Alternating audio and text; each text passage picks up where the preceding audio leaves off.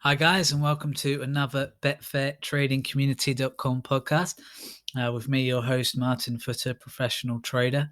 And today we're going to do a massive subject for everyone and something that we should all be listening to and learning from today. And that is bankroll management and bet staking. Okay, so I get a lot of questions about bankroll and bet staking. I've written on this a few times, and I'm just doing this podcast slash video basically on the writing that I've done previously, because again, it's one of those things that's salient advice that lasts a long time. So I'll start off with bankroll management.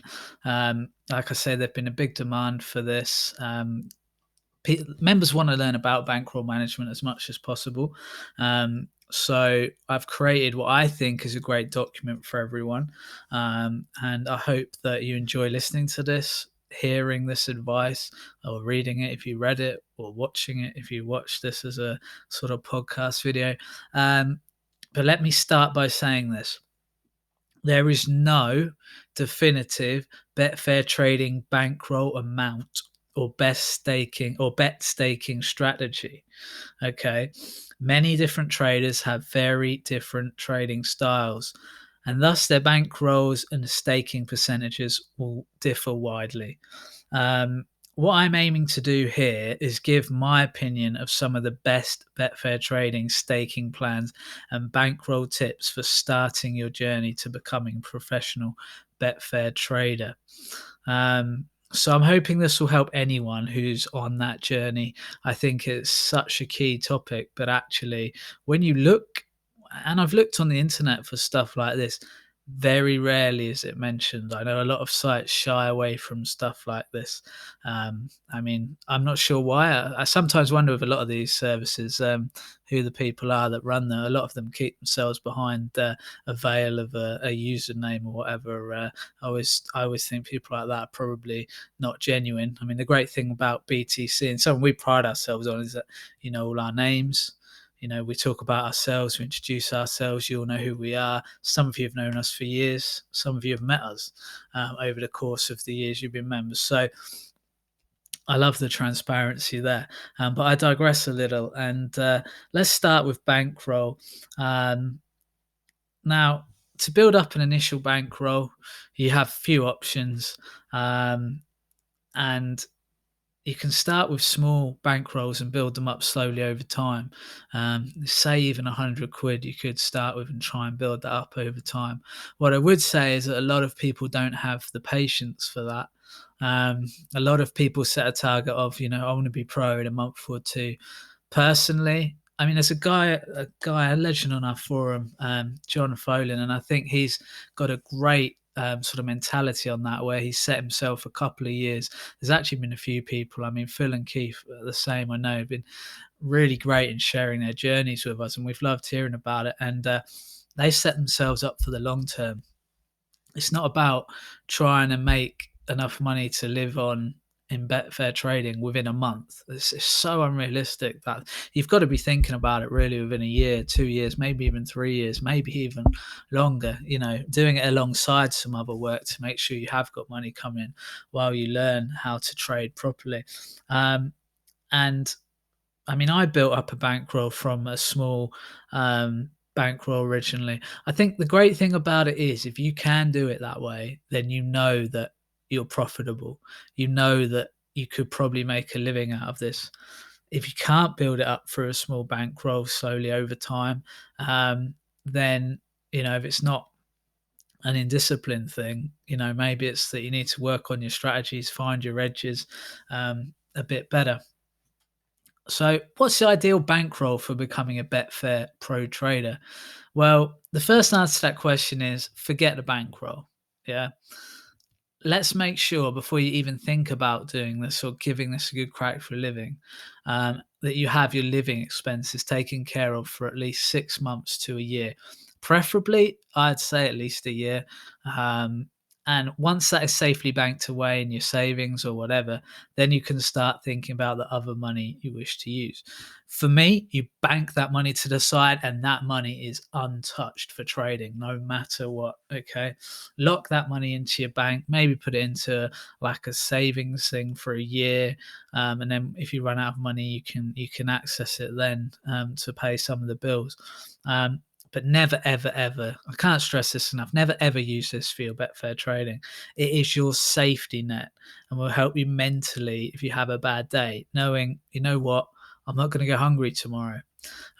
So really, I strongly advise that. I think that as long as you do that and you give yourself a year of living expenses, if it doesn't work, say even if you try it for up to 6 months and you're not getting anything going, then you'll probably find enough more work in another 6 months' time if you need to.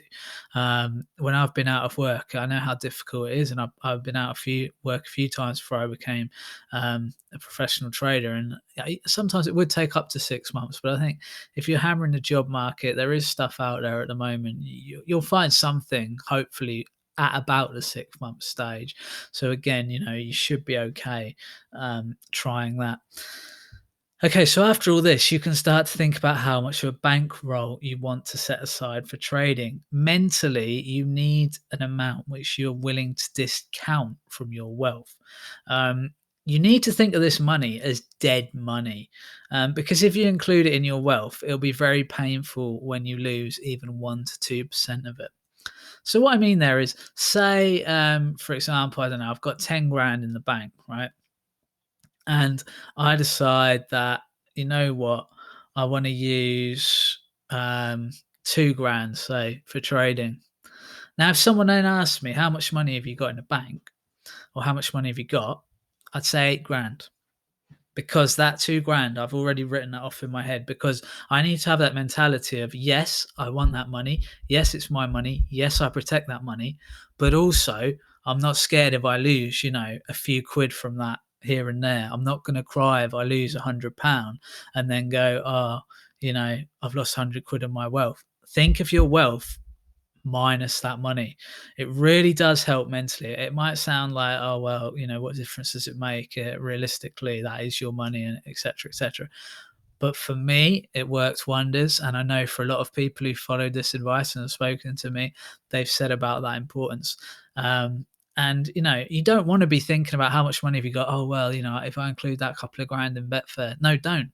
Okay, unless you physically need that money to live off, that money is dead money to you. Okay, it's not your holiday money. It's not your, I'm gonna go to the mall and spend loads of money on stuff money or whatever. That is not part of your wealth anymore. Okay, so let's talk money. Right, I think ideally you want a bankroll of at least 2,500, £2,500. That's my opinion. Okay, um, really, I'd want 5,000 one to be more comfortable. Um, in a dream world, if you can start with 10k, and be able to write off 10k and not worry too much, and really hack away with that, then that's plentiful, and that would be great. I think 2,500 would be my minimum. I think you want five really to be more comfortable, and 10 grand to really think, you know what, I can have a really, really good crack at this. I would obviously suggest a conservative approach to start with. If you trade pre-match and you make sure you get out of your stake pre-match, then you can go up to 10 to 20% of your bank per trade. It's reasonable, but you must never, ever let that go in play. So if there's any danger you're going to let that go in play, don't put more than 2 to 5% down, because you cannot be affording to lose, say, 10, 20% of your bank on one trade. That would be absolutely nuts. If you don't trust yourself to trade out, then you can go down to about 1 to 3%, in my opinion, just to be safe. For swing traders like myself, it is commonly suggested to use between 2 and 5% of the bankroll to trade with. If you're a good trader, this will give you enough of an increase each month to live off. I consider myself quite a defensive trader, and I'll often only use 1 to 2% of my bankroll, sometimes even less. when trading in play. Reason is I tend to lay at very short odds. So say I'm laying at 1.1, even if I lay for £100 risk, I can still win £1,000 if that trade goes my way. I can still win 200 quid, even if it goes my way just a little bit. So I don't need to be pumping £1,000 in per trade there. I'm quite happy just to sit with 1-2%. And like I say, it's really up to you how you do that. If you can go up to 5 and feel comfortable, knowing that you'll take the loss, you've got the stop losses, so you're never really going to lose 5% in a trade, then you can do that. A lot of it is feel. Do what you're comfortable with. Are you making a lot of mistakes? Are you trading out early? This could be a sign that you're risking too much. Very simple. If you make a lot of mistakes, it might be just because you're so scared of losing that money that you're risking money you're not comfortable with. Um, Trading out too early is another sign of that. When you get scared of losing your initial stake too much, don't be scared of that. Easy to say, I know, but just practice holding till the right moment if you can. Like I say, if you are not comfortable with the amounts you're trading, this only leads to disasters.